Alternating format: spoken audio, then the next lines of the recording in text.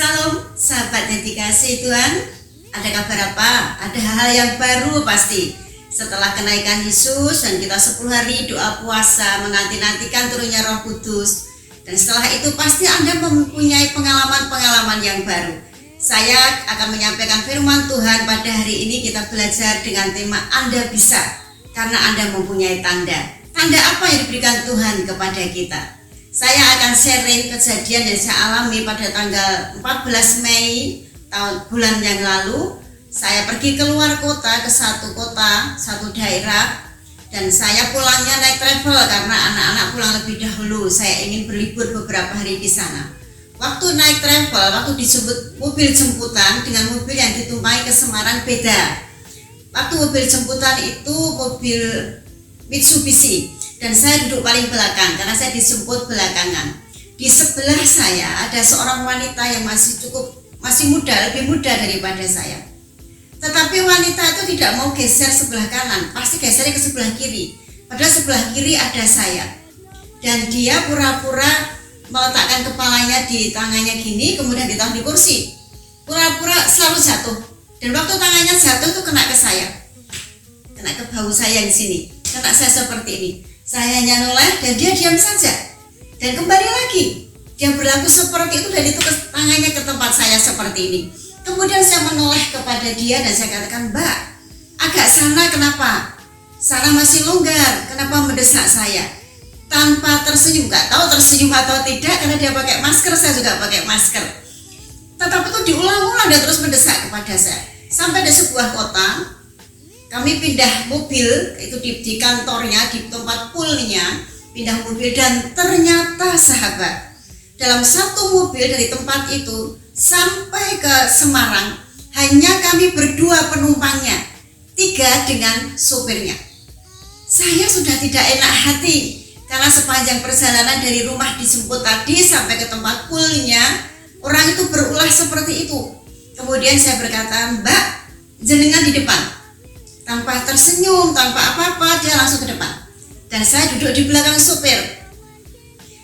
Ini sopir, ini saya. Kemudian mbaknya itu ada di sebelah sini. Anda ngerti enggak sepanjang perjalanan? Mbaknya ini kan lurus ya, dari sebelah sini ke sini saya. Dia lihat saya, terus lihat saya. Dan yang dilihat itu mata saya, sahabat. Saya pakai masker, walaupun pakai masker orang tersenyum kan masih kelihatan di matanya. Saya pakai masker, saya seperti ini. Dia diam aja. Kemudian saya buka masker supaya dia ngerti bahwa saya tersenyum dan menyapa dia, "Mbak." Saya beri, dia diam saja. Sama sekali dia tidak bergeming, sama sekali dia tidak menunjukkan senyum dan sebagainya. Terus melihat saya, terus. Dan mata saya yang dilihat. Anda ngerti? Hati saya tidak jerit kepada Tuhan, "Tuhan, apa yang harus aku lakukan?" Dan saya punya kebiasaan yang baik, apalagi sekarang pakai masker. Dulu tidak pakai masker pun saya lakukan itu. Di dalam mulut, walaupun mulut saya mingkem, bungkam, tapi dalam mulut ini lidah saya selalu berbahasa lidah, selalu berbahasa roh.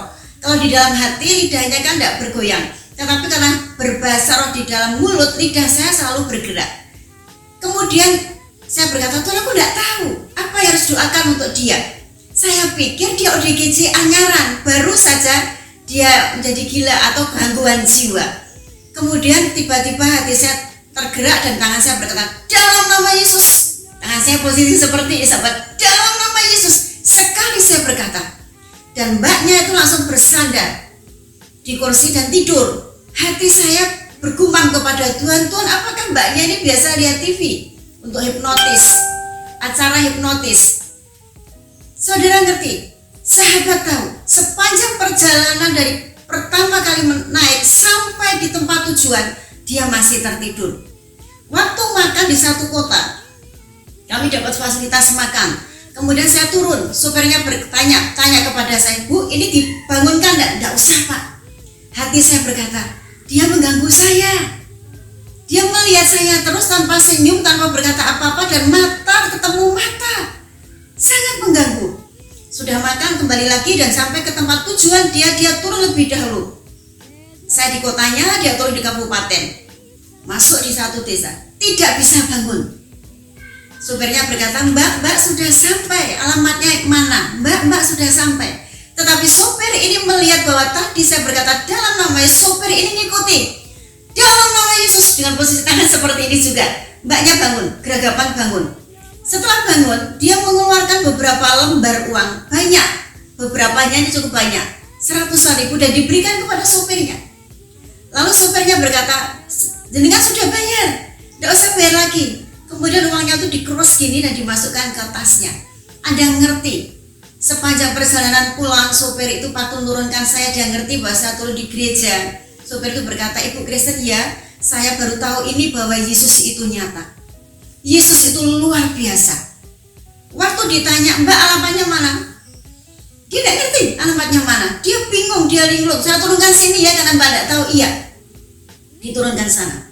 Anda ngerti, saya tidak ada perasaan apa-apa, saya kagum kepada Yesus. Saya tidak ngerti apa yang harus saya doakan untuk mbaknya itu. Tetapi besok paginya, itu terjadi hari Minggu.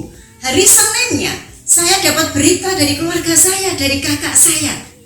Hati-hati kalau ketemu orang ini, masih pakai pakaian yang sama, masih bawa tas yang sama, dengan rambut diekor kuda di sini dan ada jambelnya yang kelihatan. Kemudian saya tanya, kenapa? Dia menghipnotis beberapa ibu di kota yang saya tinggal tadi, yang saya berlibur tadi di kota itu. Dan beberapa ibu ini kena dengan cara penipuannya yang hipnotis itu. Pertama menawarkan barang. Saya lemes, saudara. Hari itu saya lemes, kenapa? Luar biasa Tuhan, kalau hari itu tidak ditolong Tuhan, habis saya, sahabat. Saya kena hipnotis, dihabisi semua, diminta orang dihipnotis itu apapun yang diminta diberikan. Anda ngerti ini? Kita bisa, Anda bisa, dan tanda-tanda ini menyertai Anda.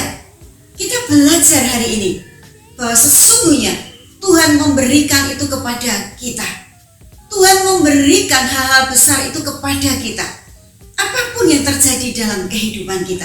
Kita baca, sahabat, dari Markus pasal 16 ayat 17 dan 18. Firman ini pernah saya berikan, tetapi hari ini ada pengalaman yang baru sehingga ingin saya sampaikan kepada Anda. Tanda-tanda ini akan menyertai orang-orang percaya.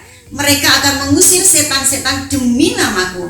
Mereka akan berbicara dalam bahasa-bahasa yang baru bagi mereka. Mereka akan memegang ular, dan sekalipun mereka minum racun maut, mereka tidak akan mendapat celaka. Mereka akan meletakkan tangannya atas orang sakit dan orang itu akan sembuh. Setan, kalau ketemu kita, setan itu takut karena ada kuasa Yesus. Dan ini dikatakan Yesus sebelum Yesus naik ke surga. Anda bisa lihat ayat di sebelumnya. Dia menampakkan diri pada muridnya, kemudian dia menyatakan pernyataan tanda-tanda ini menyertai kalian yang percaya bahwa Yesus adalah Tuhan, yang sudah dibaptiskan, yang melakukan firman-Nya. Tanda ini menyertai Anda, bukan hanya saya, bukan hanya supir travel itu, tetapi Anda. Dan tanda ini akan diberikan kepada Anda. Anda bisa karena Anda mempunyai tanda ini. Rasul Paulus di dalam Filipi pasal 4 ayat 13 dikatakan, I can do all things. Saya bisa melakukan semuanya di dalam kekuatan Tuhan. Bersama Kristus yang menguatkan saya. Kuncinya tetap di dalam Tuhan. Yang pertama. Yang kedua, tetap percaya bahwa Yesus adalah Tuhan. Yang ketiga, lakukan firman-Nya. Melakukan firman-Nya adalah melakukan tanda-tanda yang Tuhan berikan. Biasakan berdoa, biasakan berbahasa roh terus-menerus sehingga tidak terjadi apa-apa. Mengapa saya katakan waktu mendengar berita bahwa ternyata dia penipu dengan cara hipnotis dan saya lemes? Anda ngerti? Kalau saat itu saya kena gendam, habis, sahabat. Segala sesuatu saya bawa ATM dan simpanan, segala sesuatu di situ semuanya ada. Anda ngerti? Dan saya pakai perhiasan, saya bawa perhiasan yang disimpan. Tapi Tuhan selamatkan semuanya. Sebab saya percaya bahwa di dalam Yesus, di dalam namanya ada kuasa. Dan Anda bisa. Dan orang cerita, berarti gendamnya balik ya Bu? Saya tidak ngerti. Tapi dia linglung, dia menyerahkan uangnya kepada kami, kepada sopir, dan kami tidak menerimanya. Saya dikasih sopir gini, Tuhan berkata, tidak mau dikasih saya. Gendamnya berbalik. Dia seperti tergenggam, kasihan. Nah, kita berbicara seperti ini supaya kita menjadi saksi bahwa ada kuasa yang luar biasa dalam kehidupan kita. Yesus naik dan kuasa ini diberikan kepada Anda, kepada saya. Anda bisa, seperti Paulus berkata, I can do all things. Aku bisa melakukan semuanya di dalam kekuatan Kristus, di dalam Kristus yang menguatkan aku. Amin. Tuhan Yesus memberkati. Shalom.